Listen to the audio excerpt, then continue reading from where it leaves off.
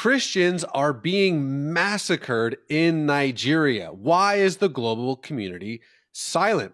According to a 2023 New York Post article, quote, more than 52,000 Christians have been butchered or hacked to death for being Christians since 2009 in Nigeria.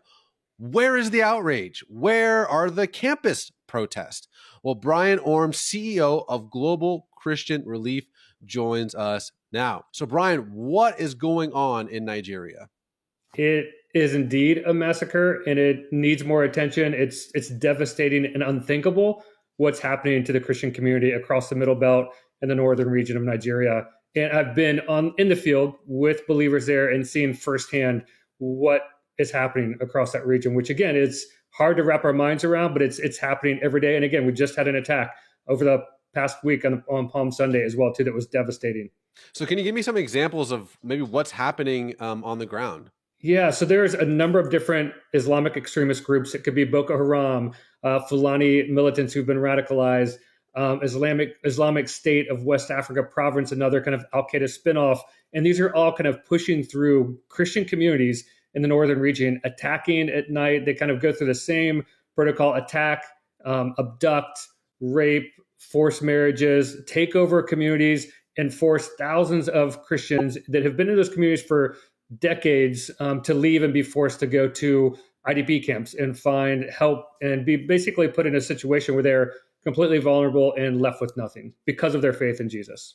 So, Brian, why is the media silent? This sounds like the most unimaginable atrocities being happening in real time, and no one seems to not only care but be reporting on it. I mean, it's literally radio silence. Why do you think that is? Yeah, I think there's two reasons. And one is basically because the news media today rolls through with what people care about, and people are not clicking on those stories. People are not engaging with what's happening in Africa today. And they're so distant, it feels so distant. And the second part is like there's conflict. Many media outlets feel like, hey, this is not a religious conflict, it's a socioeconomic or it's a ethnic conflict. But from our context in the field, from seeing it firsthand, it is a targeted religious persecution that's happening across the Middle Belt in the northern region of Nigeria to wipe out Christians and replace their communities with Islamic communities. See, that'd be the pushback. I'm sure that, some people in the comments will say, oh, this is a land dispute, or in the Democratic Republic of Congo, this is about rare earth minerals. And is it mutually exclusive? Can it be both of those things at the same time? Yeah, and I would say this: there are a number of factors. So it is a complex situation, but at the core, the people that we talk to, and again, firsthand testimonies of believers that I've spoken with who've been abducted by Boko Haram, have been, had guns held to their heads to ask them to deny Christ and to convert to Islam.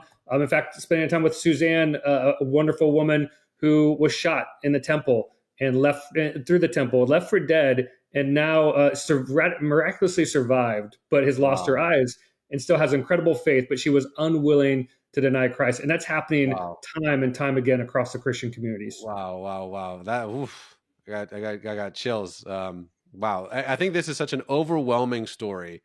And my friend here wants to do something, but feels totally powerless. So how can we help our Christian brothers and sisters in Nigeria?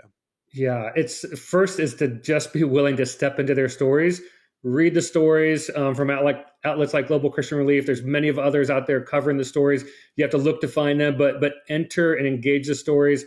Pray for your persecuted family. I mean, a great time during this Holy Week too is to remember the suffering of Christ, but also remember and pray for the church who is still suffering for His name today, like those in Nigeria. So I encourage you. Prayer is paramount, but then also to give. I mean, these believers are left with next to nothing. Need food, need income generation projects, need shelter, need medical units as well too. So there's so many needs that we can pour into. So I would just say make that part of your DNA as a believer to make this story something worth caring about. Share it with neighbors, friends, churches, but it's up to us to lift the story up because the media is not doing it. So Brian, as the CEO of Global Christian Relief, since I have you, maybe one last question. Is what's happening in Nigeria to Christians an anomaly, or is Christian persecution around the world something that we should be aware of? It's sadly to say, it is persecution has been increasing really since 2014. A number of incidents from Modi taking power, ISIS spreading through sub-Saharan Africa.